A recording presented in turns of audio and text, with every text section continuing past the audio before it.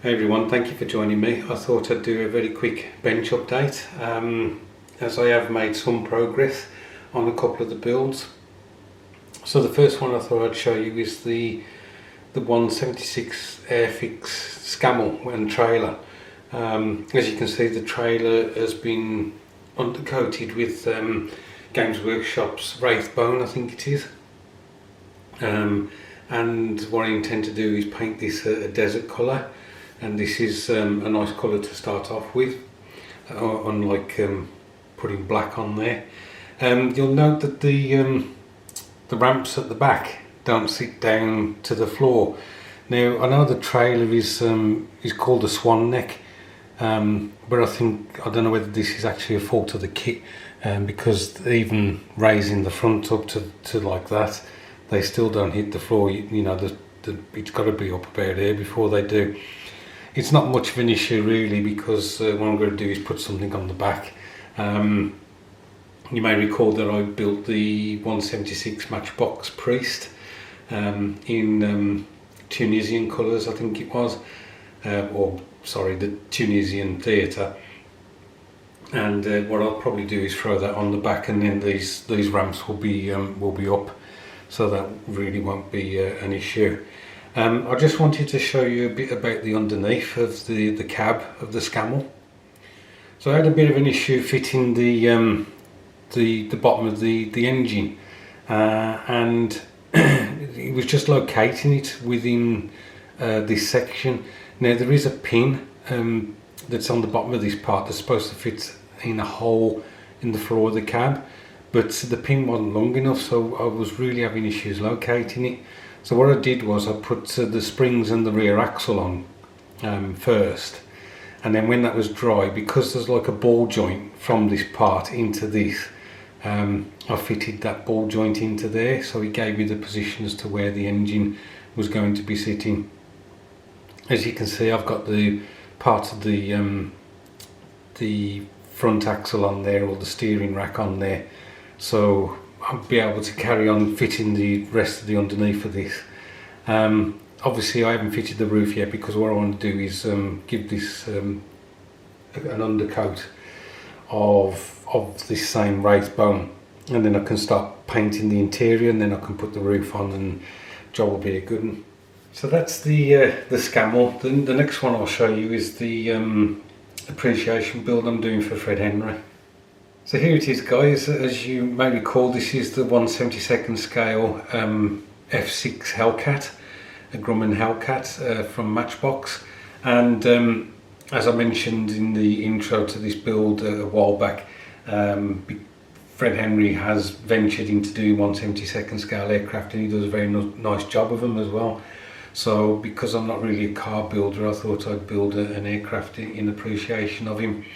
As you can see, it's all buttoned up, the wings are on, and I've just finished masking the canopy, which I think took me about an hour. I hate masking canopies. The canopy is fixed to the fuselage now. I am a bit concerned that I used Tamiya extra thin to glue it to the cockpits around, and I got an idea that the extra thin has seeped under some of the masking tape at the rear here. So it'll be interesting when I take that off whether I've got issues with masking tape staying put on that rear window. I've got to do some filling as well around the rear, and then once I've done that, I'm going to paint the interior green, so the inside of the frame will look like it's painted, and then we can start looking at getting some of the blue and greys on this aircraft. As you can see, quite a bit of filler on these joints here, both sides, and then there's some filler around the engine cowling here as well. If I flip it over, we'll have a look at the underneath. So this is, as you can see, the underneath, and quite a bit of filler around these parts as well, but hopefully it won't look too bad. One thing I did do, let me just turn it around 180.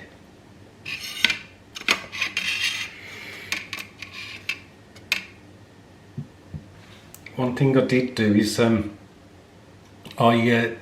was a piece that you'd put in here, which is supposed to represent the wheel, but it was very it was devoid of any any real detail. So what I did was I just sanded down the wheels that you would have fitted as part of the undercarriage if this was wheels down. Sanded them down so that I could get them underneath this part. There was a locating pin there for that blanking piece that I mentioned. So this wheel just sat on that little nubbing perfectly, and I did that for both sides. The only thing I don't really know, I have tried to find information, but I couldn't get an image, a good enough image to see whether the wheel would show the spokes, and it would be with the wheel showing this side and not the other side of the wheel, which may have just been a disc connecting to the undercarriage arm. I don't know. But interestingly, also, I think these may be too far, the wheel's too far this way. It should be further in.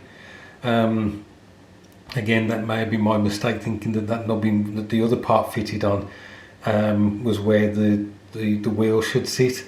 I think actually the wheel should fit a bit further in, because you don't see the end of the undercarriage leg, sorry. So I think if this was further in, then you wouldn't be able to see the undercarriage leg, and perhaps I've done that wrong. But it just adds a bit of detail, I suppose, something a bit more than just, as I say, the blank piece that Matchbox would have you fit. The intention is to put this on the Matchbox stand, and if that is the case, I think this may be the only build in my collection that has actually been fitted to the Matchbox stand, so that would be pretty cool as well. So there you go, guys, that's the progress on those two builds. I haven't made much progress on the Swift boat. That's my buddy build with Doug Hensley. The reason for that is that I had an idea for the Dio. That has now changed, and I am struggling to do my second idea for the Dio. I have got a third idea for the Dio, but I'm hoping Greg Riley knows somebody who may be able to help me out with a part that I need, and if that comes through, that would be really cool. I have been cleaning up some of the parts on the Swift boat, some of the railings and things like that, and I'm thinking I can possibly add those to the upper surface of the hull, which the hull bottom and upper surface, the deck and the hull, sorry, are still separate at the moment. I haven't glued them together, so I could be adding stuff to the decking and the top of the cabin, whilst still leaving it separate to the lower hull. So we shall see. And before I go, I just want to say a big thank you to all my new subscribers. I do appreciate it, guys. It encourages me that some people are actually enjoying some of the videos that I'm doing, and so it encourages me to carry on. Thank you. Thank you for all the nice comments that you guys leave as well on my videos, because again, it really is a big encouragement. Thank you to all the old hands who still put up with me. I really do appreciate it. So it's Sunday, the weekend is nearly over. I know some of you guys obviously in the States have got still quite a lot of your Sunday left, so I'm hoping you'll have plenty of bench time. It's great to see videos coming out from people who haven't posted for a while. Panzerman Bunker Bill, for instance, just posted a video. It's great to see him building. Benny from Fubar Model Yard, it was great to see his two videos that he's recently done as well. And Alex from Build Rat, again, and some nice work on those pom-poms for the King George V? Really good. And I've just been able to catch up more with videos these days, watching quite a few, commenting on some, so yeah, great work, guys, and keep it up. Anyway, look after yourselves, guys, and I'll catch up with you soon.